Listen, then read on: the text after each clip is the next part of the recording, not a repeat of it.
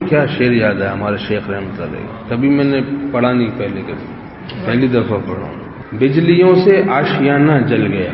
حضرت والا رحمۃ اللہ علیہ کلام، اتنا نور اس میں معلوم ہوا، اتنا مزہ آ گیا۔ بجلیوں سے آشیانہ جل گیا، بے نشیمن شاخ پر بیٹھے ہیں ہم۔ گھونسلہ جل گیا، بغیر گھونسلے کے بیٹھے،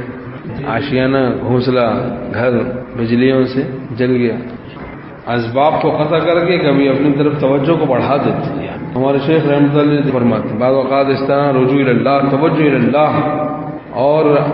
آہوزاری آہیں خالص کرنے کے لیے اور تعلق مع اللہ قوی کرنے کے لیے، تعلق مع اللہ کے حصول کے لیے ایسے حالات اللہ کے پیاروں کے ساتھ پیش آتے ہیں۔ اسی کو ہمارے شیخ رحمۃ اللہ علیہ فرماتے ہیں بجلیوں سے آشیانہ جل گیا، بے نشیمن شاخ پر بیٹھے ہیں ہم، مسکرانا میر ایسے حال میں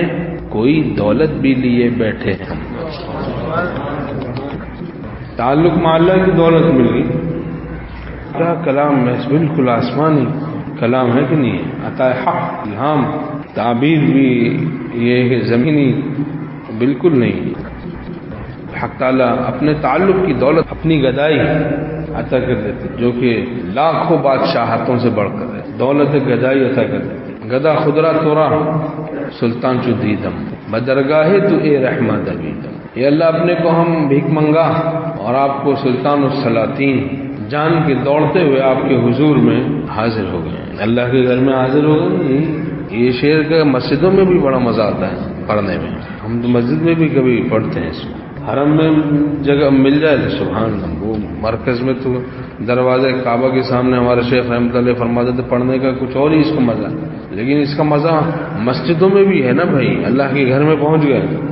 گدا خدرہ تورا سلطان چدید، اپنے کو بھیک منگا اور آپ کو سلطان السلاطین جان کے بدرگاہ تو اے رحمہ دوی، اے رحمان آپ کے دربار میں ہم دوڑتے ہوئے حاضر ہو گئے، نماز کے لیے حاضر ہو گئے، آپ نے یاد فرمایا ہم آ گئے۔ اذان ہوتی نا تو بندوں کو اللہ یاد کرتا ہے، آ جاؤ آ جاؤ جلدی میرے بندو آ جاؤ، ہم تمہاری بگڑی بنائیں گے۔ بگڑی بنانے کے لیے خدا بلا رہا ہے، حی علی الصلاح حی علی الفلاح، کامیابی کے لیے، کامیاب کرنے کے لیے، ایک کام بنانے کے لیے، بگڑی بنانے کے لیے بلایا جا رہا ہے نا بھائی، حی علی الفلاح، آ جاؤ جلدی جلدی تیار ہو کے، تمہاری بگڑی بنانا چاہتے ہیں، آؤ بگڑی بنوا لو، دنیا آخرت کے سب کام بن جائیں گے، تو لے اللہ کا نام تیرا سب بنے گا کام۔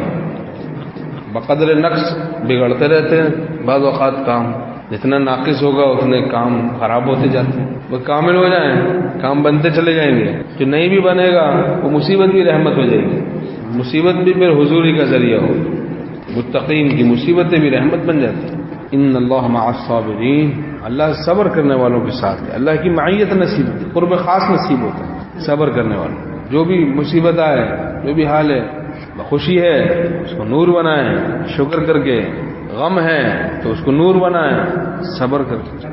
حاکم اور حکیم ہونے کا مراقبہ، حکیم الامت تھانوی رحمۃ اللہ علیہ فرماتے ہیں دل میں میرے ایسے راسخ ہو گیا کہ اب کوئی مصیبت ہی معلوم نہیں ہوتی۔ تو حاکم ہے وہ، ہر قسم کے تصرف کا حق، ہماری جان میں، مال میں، آبرو میں، گھر بار میں، کاروبار میں، ہر چیز میں اس کو تصرف کا حق، لیکن حکیم بھی ہے کہ کوئی فعل ان کا حکمت سے خالی نہیں،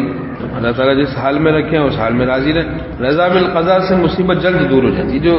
حاکم اور حکیم ہونے کا مراقبہ ہے اس سے رضا بالقضاء آسان ہو جاتا ہے، اللہ کی مرضی پر راضی رہنا آسان ہو جاتا ہے کہ اللہ جس حال میں رکھے بس ہم انہی کے ہیں، اس حال میں ہم خوش رہیں گے۔ تو بجلیوں سے آشیانہ جل گیا، بے نشیمن شاخ پہ بیٹھے ہیں ہم، مسکرانا میل ایسے حال میں کوئی دولت بھی لیے بیٹھے ہیں ہم۔ غضب ہے، مسکرانا میل ایسے حال میں کوئی دولت بھی لیے بیٹھے ہیں ہم۔ واہ واہ، اب گھونسلہ جل گیا، جس چڑیا کا بغیر گھونسلے کے وہ شاخ پہ بیٹھی ہے، بے سر و سامان۔ حق تعالیٰ کبھی اسباب کو قطع کر کے اپنی طرف توجہ کو بڑھاتے ہیں تاکہ غیر کا نہ رہے، بندہ میرا بن جائے، میرا ولی بن جائے، اپنی غلامی کے سر پہ میری دوستی کا تاج رکھ کے میرے پاس آئے۔ حکیم الامت تھانوی رحمۃ اللہ نے فرمایا کہ صحابہ رضی اللہ عنہم کی بے سر و سامانی خود سامان تھا، تعلق مع اللہ کی دولت تھی ان کے پاس، اس کے بعد کس چیز کی ضرورت ہے کہ حق تعالیٰ فرماتے ہیں الیس اللہ بکاف عبدہ، کیا اللہ اپنے بندے کے لیے کافی نہیں؟ تعلق مع اللہ کے ساتھ کوئی سبب ہے تو وہ بھی نعمت ہے، نہیں ہے تو کوئی مذائقہ نہیں۔ ان اللہ مع المنکسرۃ قلوبہم، اللہ ان کے ساتھ ہے جن کے دل ٹوٹے ہوئے ہیں۔ اللہ ساتھ ہے تو پھر غم کا کیا غم ہے؟